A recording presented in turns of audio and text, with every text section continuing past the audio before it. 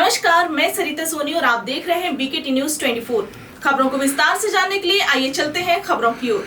झांसी नगर में मन की बात कार्यक्रम आज मनु विहार बूथ नंबर 267 सिविल लाइंस में महिला मोर्चा की महानगर उपाध्यक्ष रजनी गुप्ता के ऑफिस मनस्विनी टावर पर सुना गया। कार्यक्रम के मुख्य अतिथि महिला आयोग की सदस्य श्रीमती अनुपमा सिंह लोधी रही। अनुज नीखरा सिविल लाइंस मंडल अध्यक्ष, राजकुमार साहू बूथ अध्यक्ष, अभिषेक साहू बूथ अध्यक्ष, कमल सबरवाल बूथ अध्यक्ष, शिवा यादव तथा पार्षद नीता विकास यादव, नीरज शर्मा बूथ अध्यक्ष, सुनील झा बूथ अध्यक्ष और मंडल प्रभारी श्वेता नामदेव, अंजलि राय, रूमा खान, डॉक्टर प्रियंका शर्मा, निशा खान, हरिशंकर यादव, प्रवीण माथुर, डॉक्टर अखिलेश तोमर, दीक्षा सिरोठिया, पिंकी कुशवाहा इत्यादि सभी ने मिलकर मन की बात कार्यक्रम को सुना। आइए देखते हैं सरिता सोनी की रिपोर्ट। कुछ दिन पहले हमारे छात्रों ने इंटरनेशनल केमिस्ट्री ओलंपियाड में मेडल जीते।